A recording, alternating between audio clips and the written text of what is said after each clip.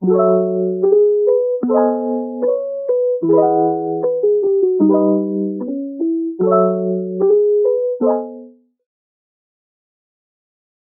जी, क्या हाल है आप लोगों के। तो हमने बचपन से चांद सितारों की बातें बचपन से ही सुनते आ रहे हैं, किताबों में भी पढ़ते हुए आ रहे हैं। ल- जैसे जैसे बड़े हुए तो कवि सम्मेलनों में या कहें तो गानों के थ्रू हम इन चीज़ों को जीते हुए आ रहे हैं। लेकिन आज तक हमने इन चीज़ों के पीछे की जो साइंस है उसको नहीं समझा है कि कैसे हमारे जो नक्षत्र हैं, क्या हमारे अ, जैसे कि आप लोगों ने सुना होगा तारे सितारे, या कहते हैं ना सितारे गर्दिश में है। तो इन सब चीज़ों के बारे में हम पहली बार इन चीज़ों को लेकर आ रहे हैं आप लोगों के सामने कि कैसे इन चीज़ों में भी साइंस छिपा हुआ है। और साइंस और एस्ट्रोलॉजी को एक साथ आज हम अपने प्लेटफॉर्म पे लेकर आए हैं। आज हमारे साथ है राजन भाई, who is one of the most renowned astrologers. Rajan भाई, आप हैं एस्ट्रोलॉजर, आपका क्या कहना है नक्षत्रों के बारे में? क्या है एस्ट्रोलॉजी और क्या है नक्षत्र? आपके गुरु कौन है? तन्मय व्यास से। मेरे सिर व्यास है। क्या बात है। अच्छा। पराशर होरा शास्त्र हाँ हाँ। Is the Bible of astrology. ठीक है। पराशर जी के बेटे कौन थे? व्यास। ओके। इनके तन्मय व्यास, मेरे सिर व्यास। और पराशर होरा शास्त्र इज इंक्लाइंड विद, क्या है पराशर होरा शास्त्र? ग्रह नक्षत्रों के बारे में है। ये ग्रह नक्षत्रों के बारे में अभी स्टडी कर रहे हैं। अथर्ववेद में ग्रह नक्षत्रों के बारे में, सूर्य सिद्धांत में ग्रह नक्षत्रों के बारे में, तैत्रीय ब्राह्मण में ग्रह नक्षत्रों के बारे में 10,000 साल पहले लिखा हुआ है। ओके। और ये अभी रिसर्च करके बैठे हैं, इसरो कह लो, नासा कह लो। राजन भाई, इस चीज़ में मुझे एक चीज़ आपसे पूछनी है कि हमारे तो ग्रह 9 ही हैं जो हमने आज तक सुना है, और इनके तो ग्रह मतलब इनके जो प्लैनेट्स हैं वो तो टेक्निकली चेंज होते रहते हैं, तो इसका हमारी एस्ट्रोलॉजी पे भी कोई इम्पैक्ट है? बिल्कुल है। अच्छा। अब हम ये वर्ड यूज कर रहे हैं प्लेनेट, हाँ हम वर्ड यूज कर रहे हैं ग्रह। जी। ग्रह is described as the body जो हम पे इफेक्ट करती है। ठीक है। सूर्य प्लेनेट है? नहीं है। सूर्य को प्लेनेट की कैटेगरी से दूर रखा हुआ हाँ, है। वो स्टार इन्होंने बताया हो कि वो स्टार है। लेकिन वो ग्रह तो है। हाँ बिल्कुल। सूर्य को ग्रह बोलते हैं। हाँ चंद्रमा ग्रह है, सैटेलाइट है। हाँ, सैटेलाइट है। चंद्रमा को ग्रह बोलते हैं। ठीक है। राहु केतु ग्रह है।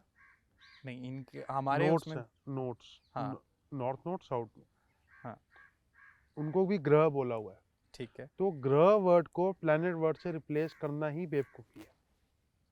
सो आप टेक्निकली कह रहे हैं कि जो प्लैनेट्स आज तक मतलब हम पढ़ रहे हैं कि जो प्लैनेट्स। सेलेस्टियल बॉडी ठीक है। एक ह्यूमन पे इफेक्ट करती है, हाँ। वो ग्रह है। वो सैटर्न तक है। ओके। सिंपल। तो राजन भाई, इस चीज़ में मैं आपसे पूछना चाहूँगा, थोड़ा सा आप हमें बताइए कि एग्जैक्टली क्या नक्षत्र और क्या जो ये बता रहे हैं अपना, इसमें हमारी जो साइंस है, जो हमारी कहें कि हमारे ऋषि मुनियों ने जो हमारे वेद लिखे हुए हैं उनमें इस चीज़ के बारे में क्या मतलब कैसे। अथर्ववेद में वर्ड लिखा है तारा, तारा जी। और अथर्ववेद में वर्ड लिखा है नक्षत्र। हम्म।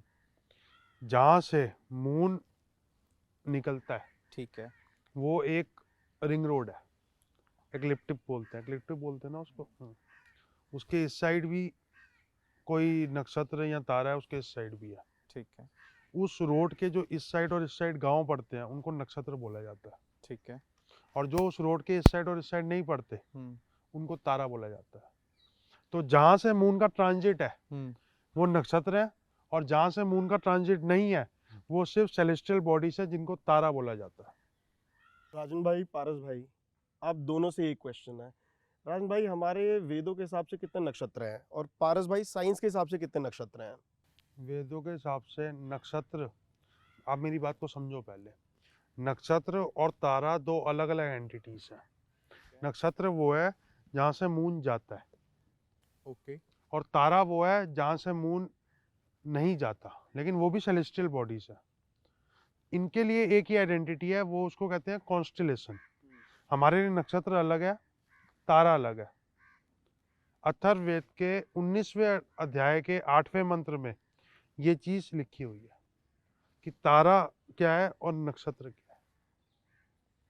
तो एक रिंग रोड को एक्लेटिव समझ के उसमें से एक बस चल रही है, वो मून है, और उसके इस तरफ और इस तरफ जो भी गांव आ रहे हैं वो सब नक्षत्र है। गांव अपनी स्टेट नहीं बदल सकते, मून नहीं चलेगा ना, ऐसे मून ही घूमेगा ना।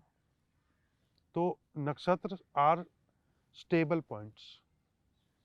But when we ask Rajan Bhai, constellations and nakshatra, they play a very major role in terms of astrology. How a person's life would be like, what is the astrological aspect out of it. And modern science, you may label it lunar stations, you may label it ring road, whatever is convenient. Rajan Bhai, on to you. आपका क्या कहना है नक्षत्र के बारे में? क्या role play करता है हमारी लाइफ में? सबसे बड़ा रोल ही नक्षत्र प्ले करता है। अच्छा, पूरा ब्रह्मांड 360 डिग्री का है, ठीक है। ठीक है। हर डिग्री में कोई ना कोई नक्षत्र है। ओके। द होल जितनी भी राशिस हैं, जिसको हम Aries, taurus, Gemini, Gemini, cancer, 30 degree की राशि हैं, और ये पूरे ब्रह्मांड को कवर करती हैं। ठीक है। और हर राशि के अंदर नक्षत्र है। तो नक्षत्र कितनी माइन्यूट डेफिनेशन हो गई। और एक नक्षत्र के भी 4 पार्ट्स किए हुए हैं ऋषि ने, जिसको बोलते हैं चरण 1, चरण 2, चरण 3, चरण 4। तो नक्षत्र कितनी माइन्यूट डेफिनेशन हो गई। एस्ट्रोलॉजी इज नॉट अबाउट राशिस, एस्ट्रोलॉजी इज अबाउट नक्षत्रास। और वैदिक काल में नक्षत्रास का जो अहमियत थी, अगर आपने वॉर स्टार्ट करनी है तो नक्षत्र देख के करनी है, मुहूर्त देखना है तो नक्षत्र देख के करना है, कुछ भी करना है तो नक्षत्र देख के करना है। नक्षत्र की अहमियत एस्ट्रोलॉजी में सबसे ज़्यादा है। More than planets, more than ग्रहस, नक्षत्र इज इम्पोर्टेंट। राजन भाई, सच बताऊं तो आज तक हमने बहुत सारे लोगों को सुना है, बहुत सारे एस्ट्रोलॉजर्स से भी हमने, ग्रहों के बारे में तो हमने बहुत कुछ सुना है, लेकिन नक्षत्र की जो जानकारी है वो बहुत कम लोग इस चीज़ के बारे में देते हैं, बहुत कम लोग इस चीज़ के बारे में बताते हैं कि नक्षत्र एग्जैक्टली है क्या चीज़। पता होगा तो बताएंगे ना। तो आप हमें प्लीज़ बताइए कि ये क्या है, मतलब एग्जैक्टली कैसे इसका एक इंसान की लाइफ पे क्या इम्पैक्ट, क्या कैसे रहता है, और किन चीज़ से ये डिसाइड होता है, ऐसा कुछ है क्या? बर्थडे कब आता है आपका? मेरा अक्टूबर 13 कौन सा अक्टूबर? 13 अक्टूबर। 13 अक्टूबर। एक नक्षत्र होता है स्पाइका, जी। जिसको चित्रा नक्षत्र बोलते हैं। ठीक है। आपका सन चित्रा नक्षत्र में, ओके। लेकिन आपको अपना सन साइन पता होगा, वो भी करेक्ट नहीं पता होगा। भारतीय एस्ट्रोलॉजी के हिसाब से, हाँ हाँ। इंडियन एस्ट्रोलॉजी के हिसाब से, वैदिक एस्ट्रोलॉजी के हिसाब से 99% लोगों को अपना सन साइन भी नहीं पता, अपना मून साइन भी नहीं पता, और आप नक्षत्र की बात कर रहे हो। मैं सिर्फ डेट ऑफ बर्थ से, बिना कोई सॉफ्टवेयर खोले, किसी का भी सन का नक्षत्र बता सकता हूँ, क्योंकि इसके पीछे साइंस है। ठीक है। आपका जो सन का नक्षत्र है वो चित्रा है 99%। ओके। एक मंत्र है, अथर्ववेद का ही मंत्र है वो भी, ठीक है। स्वस्तिना इंद्रो। इंद्र, गणेश जी का नाम लिया जाता है किसी भी चीज की स्टार्टिंग में, हाँ। इंद्र का नाम क्यों लिया गया?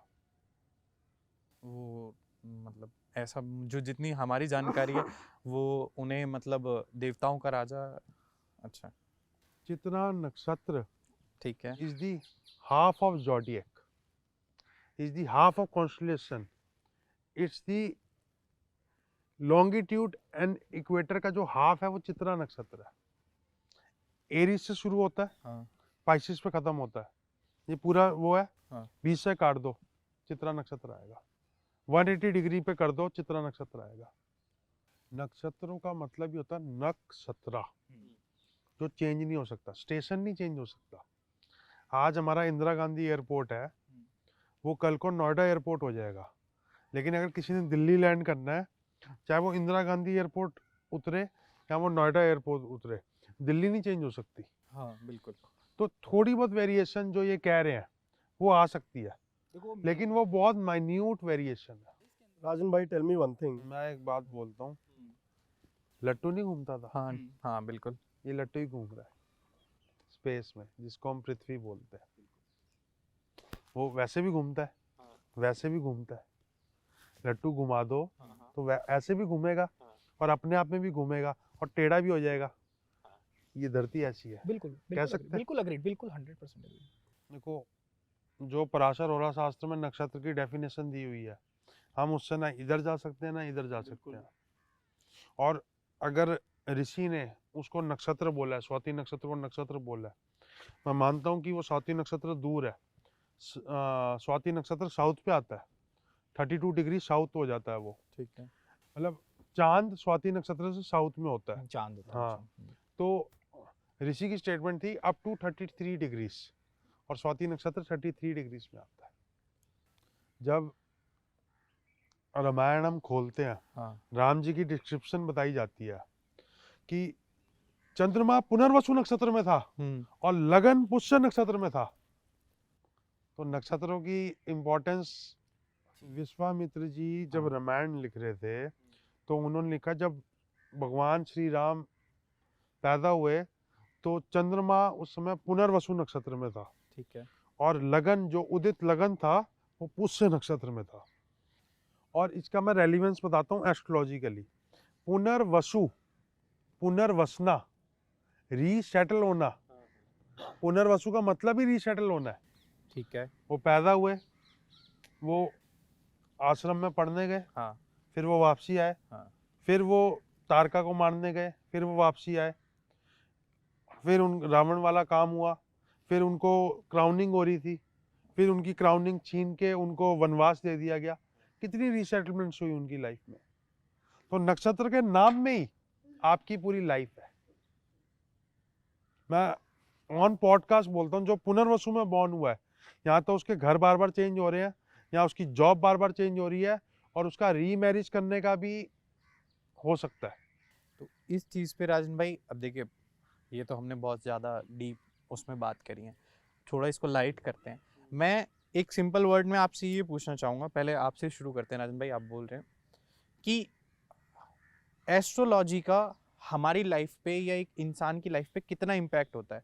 100%। अच्छा। 100%। आज मैं यहाँ बैठ के पॉडकास्ट कर रहा हूँ और आप मेरा पॉडकास्ट ले रहे हो, ये भी एस्ट्रोलॉजिकली ही है। ठीक है। शास्त्र में इसका वर्ड दिया हुआ है मंदोच और शिग्रोच। शिग्रोच का मतलब होता है जो पास में होता है अर्थ के प्लेनेट, ठीक है। उसका इफेक्ट ज़्यादा आता है। वो सिर्फ मून पे रिलेटेबल नहीं है, वो सन पे भी रिलेटेबल है।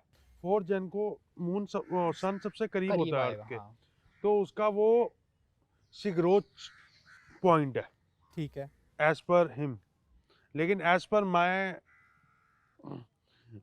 एस्ट्रोलॉजिकल कैलकुलेशन 21 दिसंबर से लेकर 14 जनवरी के बीच में वो आना चाहिए, वो पॉइंट आना चाहिए। थोड़ा ब्रॉड कैलकुलेशन है। ठीक है। ऐसे ही मून का जो है वो होता है कि जब स्वाति नक्षत्र में जब पूर्णिमा होती है तो वो फार पॉइंट होता है, और जब अश्विनी नक्षत्र में पूर्णिमा होती है वो सबसे क्लोज पॉइंट होता है।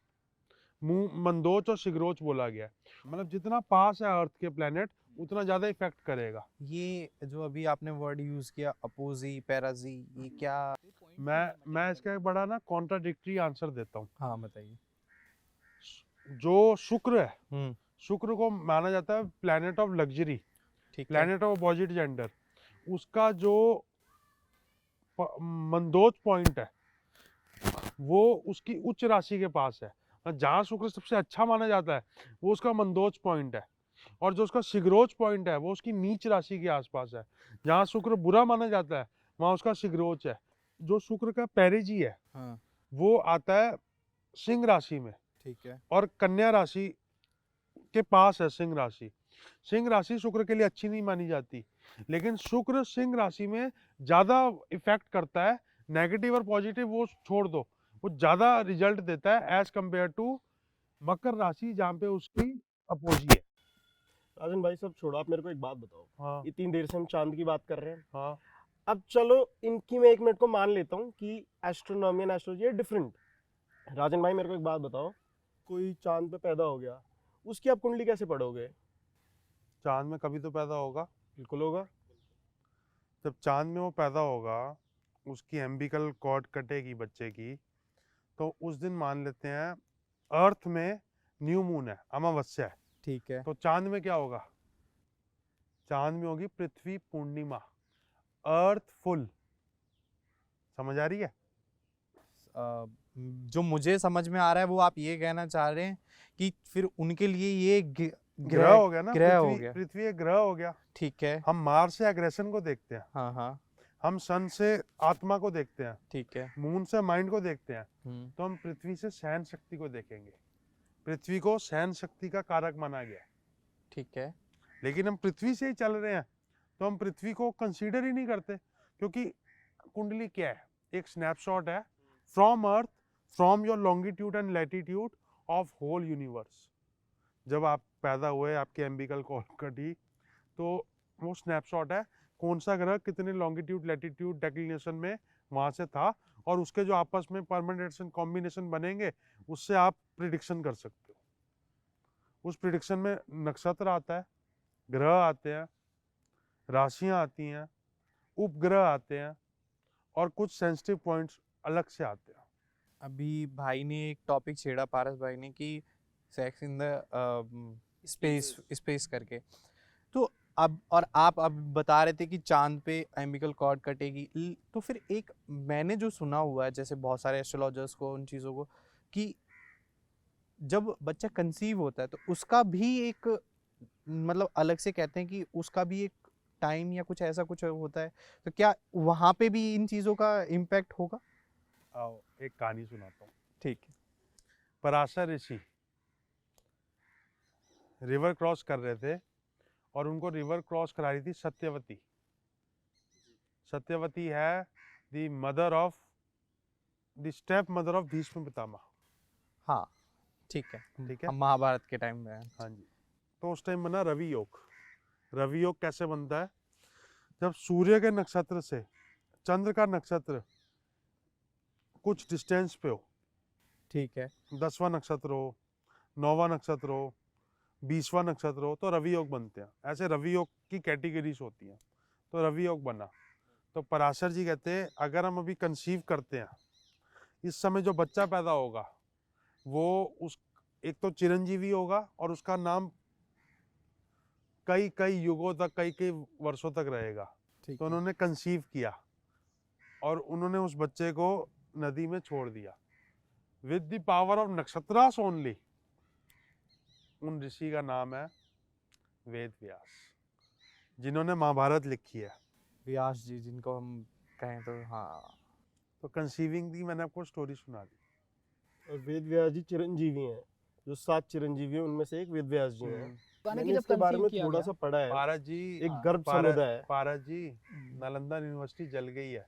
बिल्कुल अग्रीड। वो हमारा दुर्भाग्य है, ये मैं खुद अगर कहता हूँ, ये हमारा अगर दुर्भाग्य है। मैं आपको बताऊं, जितनी एस्ट्रोलॉजी है ना, जेन्युइन एस्ट्रोलॉजी 5% है। ठीक है, कंसीविंग का टाइम बर्थ टाइम से आराम से निकाला जा सकता था। अभी की एस्ट्रोलॉजर्स की वो औकात नहीं है, क्योंकि अभी तो एस्ट्रोलॉजी में ही 90% पॉल्यूशन है। जो आप और हम बात कर रहे हैं वो तर्क वाली बात वो कर रहे तर्क हैं। वाली बात है, हाँ, इसीलिए मजा भी आ रहा वरना है। एस्ट्रोलॉजी को तो ये समझते हैं कि दिवाली में बिल्ली दिख गई तो बल्ले बल्ले हो गई, वो छिपकली दिख गई तो बल्ले बल्ले हो गई। हाँ, बात है हमारी गणित को लेकर के हाँ मेजर। बिल्कुल, गणित को लेके बात हो रही है, और मैं आपसे बहुत ज़्यादा चीज़ों में अग्री करता हूँ। जो आपने मुझे अपोजी और पेरिजी वाला पॉइंट बताया ना, हाँ, ये मेरे यहाँ से और यहाँ से निकल गया है, और ये बिल्कुल करेक्ट पॉइंट है कि कोई ग्रह अपोजी में अलग इफेक्ट करेगा और पेरिजी में अलग इफेक्ट करेगा। क्योंकि मैंने जब पराशर और शास्त्र पढ़ी है तो बार बार वर्ड रिपीट हुआ है, मंदोच और शिग्रोच, जिसको षड बल में चेष्टा बल के नाम से जाना जाता है। चेष्टा मतलब द पावर ऑफ मोशन। तो जिसकी जितनी ज्यादा मोशन होगी उसका उतना ज्यादा इंपैक्ट आएगा। जो एक प्लेन बहुत दूर है, बहुत ऊपर से उड़ रहा है, एक तो छोटा नजर आएगा, और एक उसको उसकी आवाज भी नहीं आएगी। लेकिन जब वो प्लेन नीचे आ जाएगा और आपके ऊपर से निकल जाएगा तो आपकी उसी स्पीड में मान लो, तो इसको कहते हैं ना इफेक्ट ऑफ मोशन। वो ग्रह दूर है तो उसका इफेक्ट कम आएगा, ग्रह पास है तो उसका इफेक्ट ज्यादा आएगा। इसको ऐसे समझो। एक इंडिविजुअल के ऊपर आपका कहना है। हाँ, और आपको एक और बात बताऊं, जिन लोगों का 7th हाउस का लॉर्ड, इन्होंने भी वर्ड यूज किया ना, जिसको मैं सिगरोज बोल रहा हूँ, ये पेरिजी बोल रहे हैं। जिनका सिगरोज या पेरिजी में होता है, 7th हाउस के लॉर्ड की बात कर रहा हूँ, उनके मल्टीपल सेक्सुअल पार्टनर्स होते हैं, क्योंकि उनका 7th हाउस का लॉर्ड जो है ना, वो बहुत ज्यादा एक्टिव हो चुका है, वो रिएक्टिव हो चुका है, वो आउट ऑफ बाउंड हो चुका है। And astrology is not a prediction, astrology is guidance. Is a guidance. आप प्रिडिक्शन और गाइडेंस को मर्ज करके चलो। अच्छा जी, बिल्कुल। तो इसमें प्रिडिक्शन और गाइडेंस की हम बात कर रहे हैं, राजन भाई ने इस चीज़ को बिल्कुल क्लियर किया कि भाई एस्ट्रोलॉजी जो है वो गाइडेंस प्लस प्रिडिक्शन का एक कॉम्बिनेशन है। मून जब फुल मून होता है पूर्णिमा और जो अपने। सुपर मून होता है, हम्म, तो क्या टाइड फैक्टर और अर्थक्वेक फैक्टर बढ़ जाते हैं? बिल्कुल होता है, बिल्कुल बढ़ जाते बिल्कुल हैं। होता है। हाँ, ये एज चीज़ ए तो होल मैं हमने बोल रहा हूँ, पूरी एज ए होल हाँ, उस पे अर्थ पे इफेक्ट इफेक्ट आता है, होता है, कुछ बिल्कुल इफेक्ट होता है। आता है। हाँ जब टाइड फैक्टर बढ़ता है तो टेक्टोनिक प्लेट्स भी ऊपर नीचे हो सकती हैं। वो चलो ज्योग्राफी के जो हमारे हाँ, रीजंस है उनमें हाँ, एक अलग हाँ, हो sector सकती है ना। हम्म। तो सोचो इंसान पे क्या इफेक्ट आएगा। वो आप उसको दूसरे इम्पैक्ट की तरह देख रहे हो, लेकिन मून का जो एक एक एनर्जी वाला इफेक्ट है ना, वो आप कैलकुलेट नहीं कर सकते। वो एक अलग चीज उसके होगी लिए कोई आपके। इंस्ट्रूमेंट नहीं है ना, वो उसका साइंस में कहीं ऐसा नहीं कि उसका आपको उसके क्या लिए इफेक्ट इंस्ट्रूमेंट करेगा। नहीं है। आएगा, उसके लिए भी आएगा। हम्म, जब वाइब्रेशंस का इंस्ट्रूमेंट नहीं होता आप लोगों के पास, हम्म, हमारे पास भी नहीं है, लेकिन हमारे पास ग्रंथ तो है। बिल्कुल। तो राजन भाई इसमें मैं ये चीज़ पूछना चाहूँगा, अभी आपने बात करी कि मून, हाँ ये चीज़ हमने सबने सुनी हुई है कि भाई सुपर मून या इस तरीके की जब चीज़ें होती हैं तो टाइड्स वगैरह ही बहुत ज़्यादा होती हैं, तो ह्यूमन लाइफ पे आप कह रहे हो कि इम्पैक्ट होता है, तो क्या ये जो ग्रहण अभी जैसे कि हमने रिसेंटली भी देखा, तो इनका कितना इम्पैक्ट होता है कि क्या किसी की ग्रहण ग्रहण जब लगा था ना, तो चंद्र अश्विनी नक्षत्र में था। ओके अभी अश्विनी नक्षत्र डैमेज है 6 महीने तक। तो ठीक। अगले 6 महीने में कोई भी अगर अश्विनी नक्षत्र में पैदा होता है, तो उसकी लाइफ में कमोबेश फ्लक्चुएशंस या बैड इफेक्ट आएगा ही आएगा। तो अब आप समझ लो पूरा नक्षत्र डैमेज हो गया ग्रहण लगने की वजह से उस नक्षत्र में, और not for 1 day, for next 6 months. हर 27 दिन में अश्विनी नक्षत्र आएगा। हर 27 दिन में जब अश्विनी नक्षत्र आएगा, कई लाख कई 100 बच्चे पैदा होंगे। उन 100 के 100 बच्चों में उसका इम्पैक्ट आएगा नेगेटिव। और जो हमारी पाइथागोरस है ना, वो भी इंडियन है। जो ये 360 डिग्री है ना, ये भी हमारा इंडियन है। एक बात बताऊं, होम्योपैथी भी इंडियन है, होम्योपैथी। जर्मन नहीं है। बस जर्मन्स, मैं हाथ जोड़ता हूँ जर्मन्स के, उन्होंने बचाया प्रिजर्व नहीं। करके रखी है। लोगों को पता नहीं है, इट्स ट्रूली इंडियन। और मेरा ये टारगेट है, ये जो आफ्टर नालंदा यूनिवर्सिटी के जलने के बाद और ब्रिटिशर्स के आने के बाद, मुगलों के आने के बाद जो हाल हुआ ना, जो गुरुकुल में चीज़ें पढ़ाई जाती थी, उसमें एक बहुत बड़ा फैक्टर था पंचांग का। उसको मैं स्टार्ट करूँगा। तो ये पंचांग जो है ये बेसिकली क्या है आप पंचांग is the part of 5 things. ठीक है। तिथि जो सन एंड मून से ड्राइव होती है, हम्म वार जो सनराइज से ड्राइव होता है, नक्षत्र जो अपने आप में कॉन्स्टलेशन है, जिसको हम लूनर स्टेशन बोलते हैं। लूनर स्टेशन बोलते हैं, जो हिल नहीं सकते। ठीक है। योग जो अपने आप में 2 चीजों से मिलके बनता है, एक वार है और एक नक्षत्र है और एक तिथि है, इनका मिलके योग है। करण को हाफ ऑफ तिथि बोलते हैं। तो ये 5 चीजें मिला के पंचांग बनाती हैं, और इसकी साइंस ही अपने आप में एंडलेस है। मैं इस समय 50 बच्चों को पढ़ा रहा हूँ पंचांग। सोचता था 8 क्लासेस में खत्म करूंगा, 16 क्लासेस में खत्म होगा। किसी को नॉलेज ही नहीं है, बेसिक्स नॉलेज ही नहीं है। और ये पंचांग प्रिडिक्टिव एस्ट्रोलॉजी में बहुत बड़ा रोल प्ले करता है, और एस्ट्रोलॉजर्स को इसके बारे में भी नॉलेज नहीं है कि पंचांग प्रिडिक्टिव एस्ट्रोलॉजी में रोल प्ले करता है। इंडिया में न्यूमरोलॉजी चलती है। कोई 21 को पैदा हुआ तो उसको 3 नंबर से पढ़ना शुरू कर देंगे। अरे तुम ये तो देख लो कौन सी तिथि में पैदा हुआ है। तिथि, हाँ परसों दिवाली थी, हाँ आज द्वितीय तिथि होनी चाहिए, क्योंकि आज क्या है, भाई दूज। हाँ भाई दूज है आज। तो you are getting my point कि हर फेस्टिवल के आगे उसकी तिथि लगती है।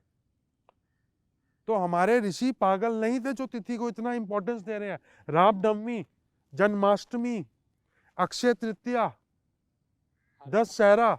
दशहरा 10वीं में आता है, दशहरा। त्यौहार हमारे सारे एस्ट्रोनॉमिकली है और हिंदुस्तान में न्यूमरोलॉजी को जो तिथि बेस्ड होनी चाहिए न्यूमरोलॉजी, उसको तुमने इंग्लिश बेस्ड न्यूमरोलॉजी कर दिया। 21 का कोई इम्पैक्ट ही नहीं है 3 से, 22 का इम्पैक्ट ही नहीं है 4 से। आप तिथि देखो ना कौन सी है। एक योग होता है एस्ट्रोलॉजी में, ज्वालामुखी योग कहते हैं उसको, ठीक है। या विष कन्या योग बोलते हैं। एक विष कन्या योग होता है, बड़ा फेमस है। बिल्कुल। द्वितीया, सप्तमी, द्वादशी तिथि होनी चाहिए उसके लिए, और उसके लिए कुछ स्पेसिफिक नक्षत्र हैं, जैसे अश्लेषा हो गया, मूल हो गया, आद्रा हो गया, कृतिका हो गया, जिसमें विष कन्या योग बन सकता है। ये 2 चीजें कंबाइन होंगी तभी विष कन्या योग बनेगा। राजन भाई, व्हाट इज विष कन्या योग? विष कन्या का क्या मतलब समझते हो आप? Poisonous woman, poisonous women, something like that. हाँ, विष पॉइजन हो विष गया, कन्या। कन्या वुमन हो अब गई। मान लो किसी को विष कन्या योग के कॉम्बिनेशन ही नहीं पता, हम्म, मान लो किसी को विष कन्या, और वो एक लड़की और एक लड़के की कुंडली मैच कर रहा है, और 36 में से 30 गुण मैच हो गए, वो सॉफ्टवेयर मैच कर रहा है, और उसको सॉफ्टवेयर को भी नहीं पता विष कन्या योग के कॉम्बिनेशंस, और उसने एक लड़के और लड़की की कुंडली मैच की, 36 में से 30 गुण मैच हो गए, वो तो विष कन्या से उसकी शादी करा देगा।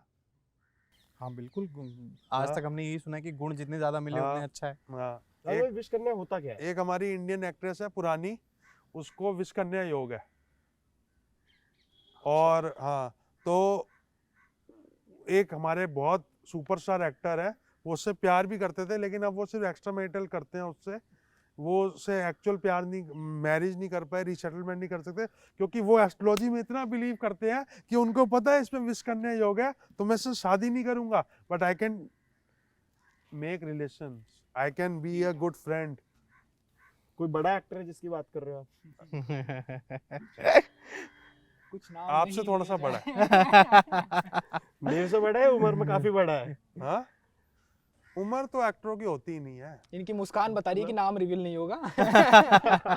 नाम तो देखो, तो गैस कर लेंगे। मैं इस चीज में एक चीज मैं इसमें पूछना चाहूंगा कि जैसे आपने अभी विश कन्या क्या ये चीजें मतलब मैं इस चीज में थोड़ा सा वो हाँ, हूँ। मैटर करती हैं कि नहीं करती? हाँ, कि क्या ये चीजें अभी भी होती हैं? लाइफ तो हम सभी की चल ही रही है उस चीज के हिसाब से।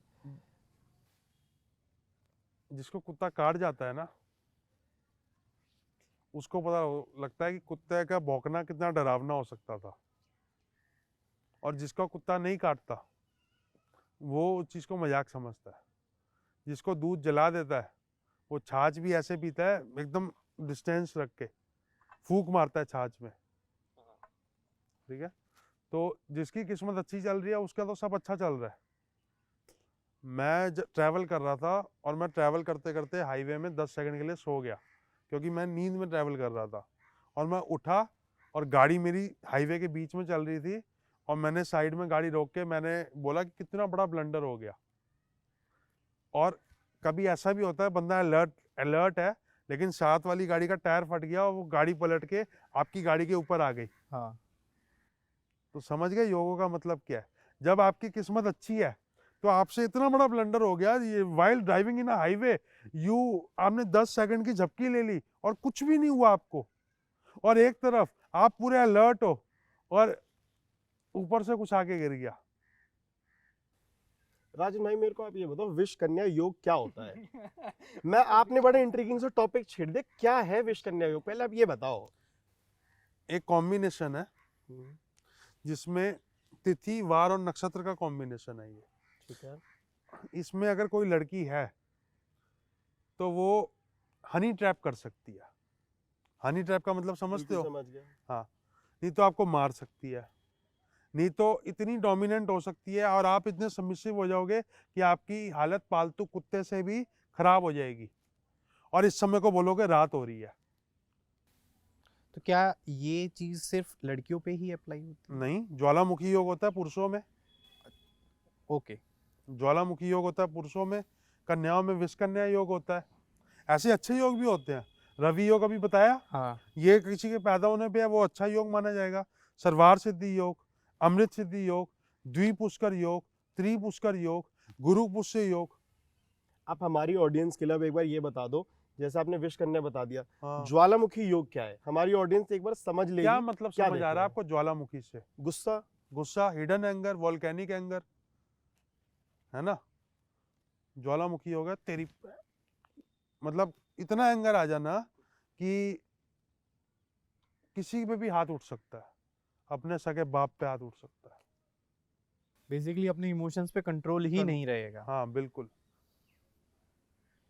मानते हो गणेश चतुर्थी होती है, बिल्कुल। नाग पंचमी होती है, हाँ।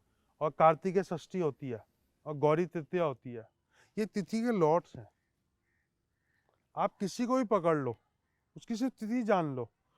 मैं चतुर्थी तिथि में पैदा हुआ, मैं वर्क फ्रॉम होम करता हूँ, मेरा पेट निकला हुआ है थोड़ा सा, मेरे को लड्डू खाने का शौक है, मीठा खाने का शौक है, इन जनरल मैं फूडी हूँ। तो गणेश जी के पॉजिटिव और नेगेटिव ट्रेड मेरे अंदर आएंगे। रान भाई अब आपने जैसे बताया कि जैसे जो गणेश तिथि में पैदा हुआ उनमें गणेश जी के ट्रेड्स आ गए, ऐसी कितनी तिथियां और कितने भगवान हैं जिनके ट्रेड्स आ सकते हैं? हर तिथि के अपने लॉर्ड है। अच्छा, प्रतिपदा के अग्नि है, द्वितीया के ब्रह्मा जी हैं, तृतीया की गौरी माता है, चतुर्थी के गणेश जी हैं, पंचमी के नाग देवता हैं, षष्ठी के कार्तिकेय जी हैं, सप्तमी के सूर्य भगवान हैं, अष्टमी के शिव जी हैं, नवमी की दुर्गा माता है, दसवीं के यमराज जी हैं, एकादशी के ऑल दी वो जो हैं देवी देवतास वो हैं, द्वादशी के विष्णु जी हैं, त्रयोदशी के कामदेव हैं, अच्छा। और चतुर्दशी की काली माता है, और पूर्णिमा के चंद्रमा है, और अमावस्या के पितर है। तो ऐसे ही जैसे तिथियों के लॉर्ड है, ऐसे ही नक्षत्र के भी लॉर्ड है। चलिए इस डिस्कशन को यहीं पे एंड करते हैं। थैंक यू सो मच बहुत बहुत राजन भाई चलो फॉर भाई, जॉइनिंग अस टुडे। जय श्री राम। जय Shri Ram. Thank you so much.